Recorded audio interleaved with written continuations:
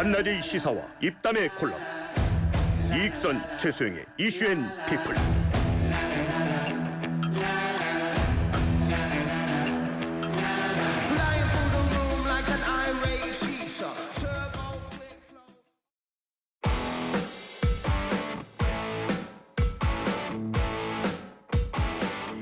정치권 뉴스 시원하게 현안을 짚어주실 두 분과 함께합니다. 두 분의 성함에서 한 글자씩 땄어요. 정치의 정석, 서정욱 변호사, 박원석 전 의원 나오셨습니다. 어서 오십시오. 어서 오세요. 네, 안녕하십니까. 네.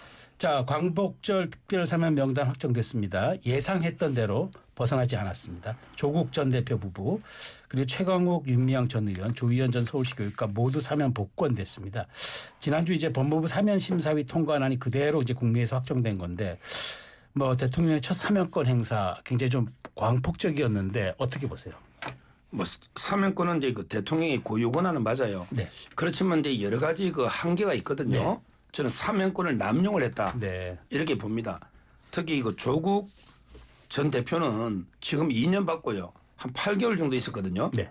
근데 입시비리라 이게 작은 게 아닙니다. 네. 근데 정권이 바뀌었다고 유죄가 무죄되고 정권 이름 쪽에 무죄가 유죄되는 게 아니잖아요.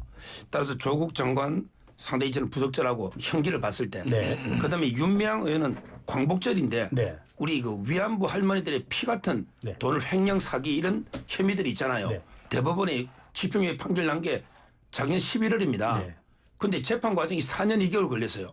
배지 다 달고 또 이번에 사면 받으면 또 놓으면 네. 이게 안 맞잖아요. 네. 이런 식으로 이렇게 정치인을 저는 2달 만에 대거 사면한 거 이것도 문제고요. 네. 그다음에 우리 야당도 문제예요. 네. 홍문종, 정찬민, 심학봉 전부에 뇌물을 엄청나게 받아서 4년 이상씩 받은 이런 분들입니다. 네. 과연 이게 이런 분들을 구색으로 깨가지고 이렇게 대거 사면한 게 맞는가 이렇게 저는 비판을 봐요. 네. 그분들을 구색으로 끼워달라고 야당 원내대표가 비서실장한테 문자 보냈잖아요. 그러니까 야당의 비판도 좀 그것 때문에 설득력이 많이 떨어지는 게 아닌가 싶고, 그러니까 대통령의 사면권을 둘러싸고 사면권 남용 논란은 뭐 늘 나옵니다. 이번만이 아니고 과거에도 네. 그랬고요. 근데 이제 사면권이라는 게 어떤 기준이 없잖아요. 우리 헌법상 형기를 얼마 이상 복무해야 된다. 어떤 범죄는 안 된다. 네. 이런 게 없어요. 네네.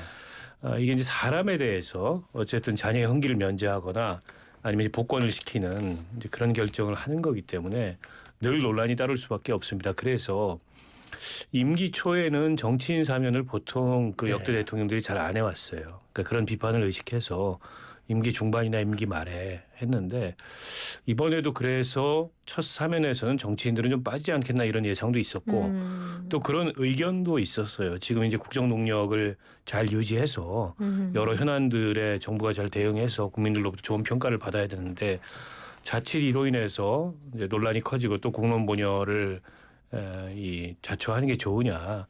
심지어는 뭐 여당 내부에서도 그런 반대 의견이 있었잖아요. 네. 워낙에 이제 조국 전 대표를 둘러싼 의견이 극과 극으로 달라져 있기 때문에. 근데 그럼에도 불구하고 사면이 이루어졌습니다. 아마도 어쨌든 지난 총선 대선 거치면서 그 조국 혁신당이 일종의 이제 민주당의 우당이고 네. 이재명 대통령도 도움을 받았다 이런 생각도 있고 또 검찰의 지나친 수사 그야말로 이제 뭐 과잉 수사, 가족들까지 다 수사를 받는 그에 대한 이제 동정심 그리고 정치 검찰의 그런 잘못된 행태를 바로잡는 김에 그 피해도 바로잡아야 되는 거 아니냐 이런 어떤 지지층의 요구 이런 게 이제 복합적으로 이 형성이 돼서 사면 내려진 게 아닌가 싶은데 어쨌든 그로 인해서 여론의 영향을 안 미칠 수가 없을 겁니다. 그러니까 이제 좀 뭐랄까요 연성 지지층, 야층 지지층이 여기든지 떨어져 나가는 게 불가피할 거고. 그걸 감수하고 내린 결정이라고 보고요. 어쨌든 결정이 내려졌으면 책임도 지는 거죠. 다른 건 몰라도 방금 서정욱 변호사 얘기를 해주셨습니다만 윤미향 전 의원 같은 경우에는 굉장히 국민 정서상 좀 부담스러운 면이 있는 것 같습니다. 송원석 원내대표가 그 일말의 반성도 없는 파렴치한 범죄자들에게 면죄부를 주는 사면, 국론 분열의 씨앗이 되는 사면일 거다 이런 얘기. 또 박수현 그 민주당 수석 대변인은 이분들 나아가 사회적 갈등과 상처를 치유하는 계기가 될 거다. 이렇게 전혀 다른 얘기를 하고 있습니다. 뭐 얘기를 해주셨지만 위안부 피해자 후원금 횡령 혐의 이게 설특사거나 차라리 연말특사면 낫지 않았겠느냐 이런 지적에 대해서요. 그러니까 지금 이거 사면하려면요. 뭐 이용술이 그 옛날 할머니나 네. 위안부 피해자분들하고 좀 서로 그 소통을 해가지고 과연 이게 그 윤미향 의원이 사과를 하든가 특히 중요한 게 횡령을 하면요. 돈을 돌려줘야 되잖아요. 남의 돈을 횡령해서 이게 그 할머니 돈이잖아. 그럼 이게 돌려주고 할머니한테 용서를 빌고 뭐 합의를 하거나 이러면 이게 또 사면이 모르겠는데 제가 본 보도에 하면 후원금 횡령한 걸요. 아직 안 돌려줬다는 거예요. 법원은 돌려주라고 할 걸로 아는데. 당연히 돌려줘야 되는데 제가 이제 들은 건 그걸 확인해 봐야 됩니다. 네. 하여튼 중요한 건 위안부 할머니들 만나서 피해 회복을 받고 사과도 받고 그래서 할머니들의 뜻이 이 정도면 이게 용서해 주자 이런 게 사면이 가능한데 그 부분을 저는 확인했는가 제가 알기로는 이게 의문이 든다는 거고요. 그리고 이제 아까도 이야기했지만 재판한 데만 4년 2개월 걸려가지고 네. 의원직을 끝까지 다 유지를 해버렸어요. 그랬죠. 그런데 판결 나고 또 이게 지금 작년 11월이니까 한 9개월밖에 안 됐어요. 그런데 이번에 또 사면하면 보궐선거 또 놓을 수가 있는 거예요. 그러면 이게 실질적으로 피해 본 게 이분이 뭐 구속이 된 것도 아니고 네. 아무런 피해가 없잖아요. 도저히 저는 납득할 수가 없습니다. 박 의원님께 요 질문 한번 드려요. 네. 그러니까 왜 이렇게 논란이 많은 정치인을 이번에 포함시켰을까? 그러니까 과거 제가 노무현, 김대중 노무현, 이명박 사례를 찾아보니까 대부분 두 번째 하거나 아니면 몇 년이 지나서 이제 이른바 정치인 사면들을 했거든요. 이번에 왜 이렇게 이재명 대통령이 이렇게 부담을 무릅쓰고 정치인들을 대거 사면을 했을까요? 글쎄요, 저는 진영의 요구를 외면하기가 좀 어려웠던 게 아닌가 진영의 싶습니다. 요구. 일종의 이제 청구서라고 볼 수도 있을 것 같고요. 특히 조국 전 장관 사면에 대해서는 뭐 문재인 대통령마저 목소리를 내셨고 네. 거기에 뭐 백낙청 교수라든지 또 함세웅 신부라든지 그리고 이해찬 전 네. 대표라든지 어쨌든 지금 민주당을 둘러싸고 있는 범여권의 그런 원로 뭐 큰손 네.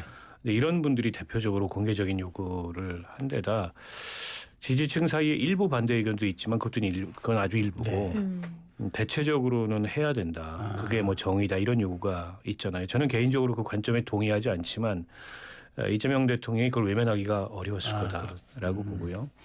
물론 이제 이로 인해서 국민들로부터 좀 비판들이 나올 수 있고 그게 지금 이제 이 지지율에 부정적 영향을 미칠 수 있다는 것을 충분히 검토했으리라고 네, 봅니다. 네. 네. 그럼에도 불구하고 비교하자면 어쨌든 지금 지지층 내부의 균열이 일어나는 것보다는 어쨌든 뭐 사면을 함으로써 지지층의 결속을 확고하게 다지는 것이 오히려 초기 국정 동력에도 도움이 된다 이런 정무적 판단을 한 것 같고요. 그러니까 이게 사면이라는 게 어떤 기준이 없잖아요. 네. 사면권 행사에 그렇죠. 있어서 이제 그렇다 보니까 이건 정치적이고 정무적인 판단밖에 없는 겁니다. 전적으로. 네. 그리고 책임도 전적으로 대통령과 저는 정권이 지는 거라고 보고요. 그러니까 이게 옳은 사면이냐, 뭐 옳지 않은 사면이냐 시각이 분분할 수밖에 없어요. 그 사람에 대해서 반대하면 그 사면을 비판하는 거고 그 사람에 대해서 동정하거나 그 사람에 대해서 지지하면은 문제 없는 사면이라고 네. 얘기하는 거예요. 늘 그랬습니다. 네. 과거에도 아니 전두환 전 대통령 전두환 씨는 얼마나 많은 인명의 손상을 입혔습니까? 네. 전두환 씨가 징역 얼마 산 줄 아세요? 2년 살았어요 실제로는. 그 내란 일으켜서 광주에서 그 수많은 사람들을 학살한 책임자인데 실제 징역 2년 살았습니다. 요즘 같은 기준으로 당시에 사면이 그 용납 가능했겠습니까? 네. 그런 점에서 봤을 때 뭐 논란이 있을 수밖에 없는데 감수하고서 저는 내린 결정이라고 보고요. 앞서 이제 윤미향 전 의원이 얘기했는데 저도 동의가 안 됩니다. 그거는. 그러니까 조금 더 있다가 다른 계기에 사면할 수도 네. 있었다고 보고요. 추미애 법세님 법사위원장이 그런 얘기를 했어요. 윤미향 전 의원이 사법 피해자다. 네. 그러면서 항소심 판결도 잘못됐고 대법원 판결도 잘못됐다. 대단히 잘못된 메시지라고 저는 네. 생각해요.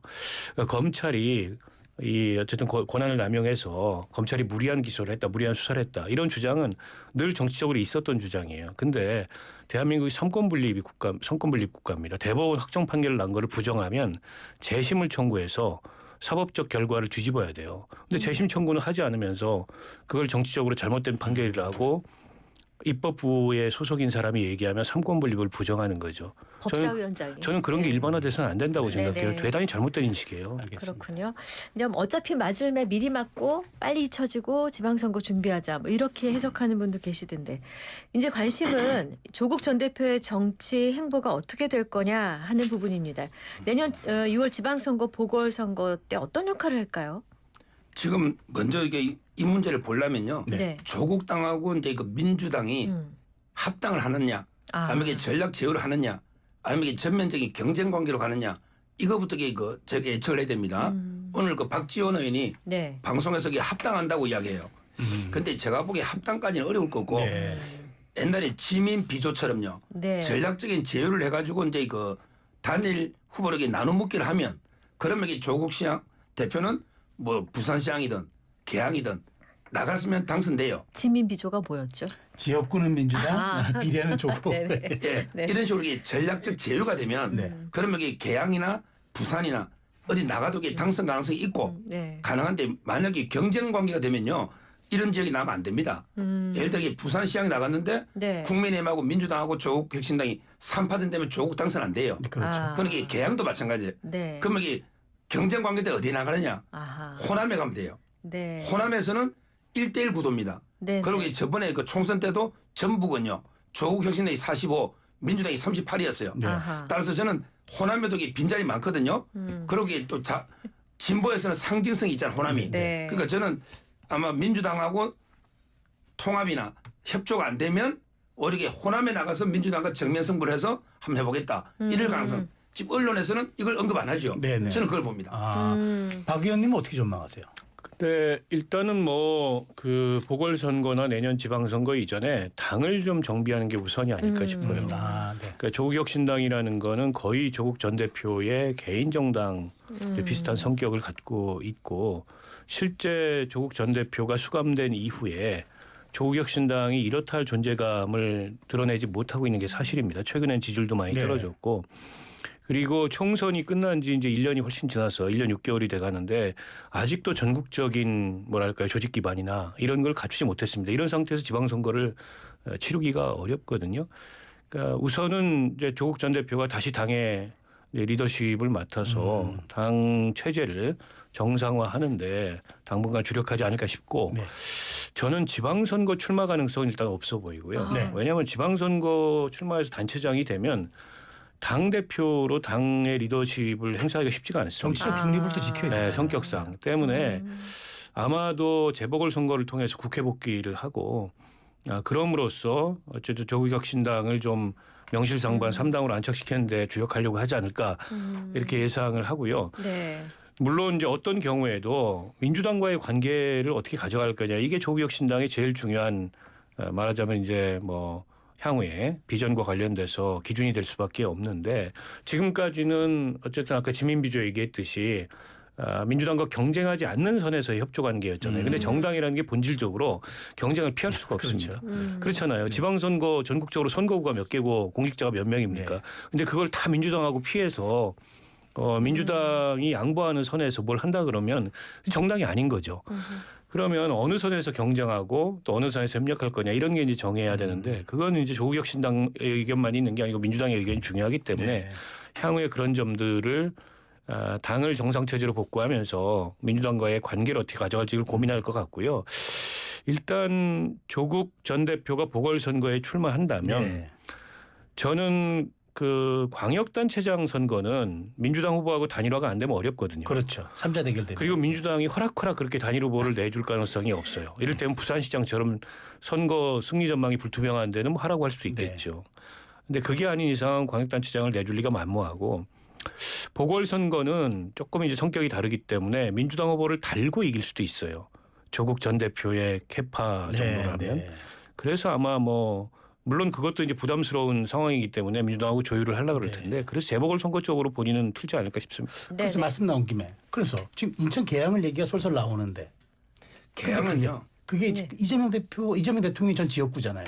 근데 이 개항은요. 제가 알기로 송영길 대표가 요구한답니다. 아 그래요? 예, 이번에 항소심 끝나고 이번에 원래 사면해 주려고 했는데 본인은 무죄를 받겠다. 네. 항소심 재판 중에 있어요. 아, 근데 그래서 그럼 출마 근데 못하잖아요. 본인이 5선에 아니 사면 또 해주는데 연말에 사면 연말에. 당연히 해주죠.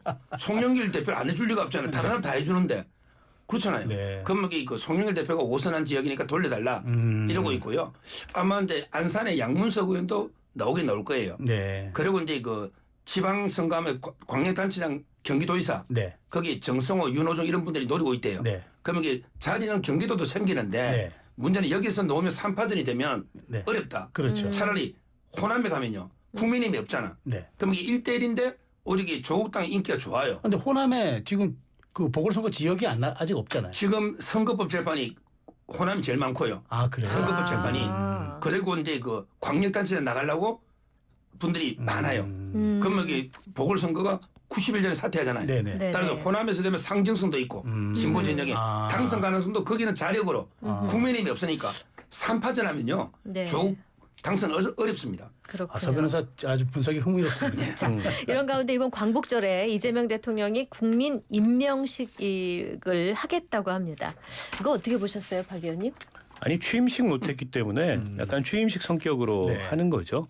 근데 그걸 이제 국민이 어떻게 보면 대통령을 임명한다라는 이제 국민 주권주의의 의미를 강조해서 국민 임명식이라는 네이밍을 하고 약간 이제 그런 어떤 행사의 성격을 부여했는데, 그러니까 이게 이제 재보궐선거로 출범한 정권이고 인수위도 없이 출범하다 보니까 취임식도 아주 약식으로 국회 로텐더홀에서 했지 않습니까? 네. 그래서 사실상의 이제 좀 지연된 대통령 취임식 네. 저는 그렇게 보고 있습니다. 네.